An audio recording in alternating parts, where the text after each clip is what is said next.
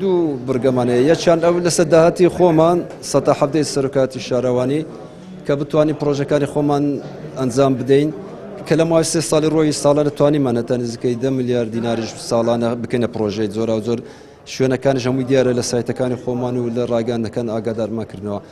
بەڵام بۆ داهاتوو ئەوەی لەسەر بڕیاری سەرۆکاتی ئەنجومەنی وەزیران و وەزیری شارەوانی کە ئەو لەمەودا پرۆژەکان لە ڕێگەی پلان دەبێت پێشتر لە وەزار شارە و لە ئەنجومەنی وەزیران مسادەقە دەکرێت ئەو جێبەجێ دەکرێت و میزانی بۆ تەرخان دەکرێت. بۆیە ئەمە هەموو داواکاریەکانی سنووری سەرۆکاتی شارەوانی هەولێرمان بەرز کردوێتەوە بۆ وەزارەتی شارەوانی و بۆ ئەنجومەنی وەزیران کە لە ڕێی وەزار شارەوانی دیڕاست دەکرێت. بێگومان ئومێد دەکەن لە کۆتاییدا هەم وەزار شارەوانی هەم ئەنجومەنی وەزیران میزانێکی باش لە بۆ شاری هەولێردان لەبەرەوەی پایتەختی هەرێمی کوردستان و دەواازەکە لە هەم کوردستان خەڵکەکی زۆر ڕووی تێدەکات و زۆر سنوورێکی شارەوانی هەولێر فراوان بووە.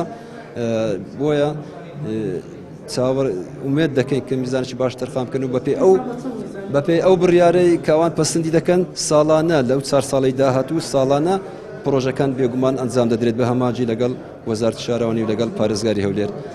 ئەمە پێش قەیرانی دارایی بەلای کەمی ساڵانە 100 میلیارد دینار پێویست بوو بۆ سەرۆکاتی شارەوانی هەولێر.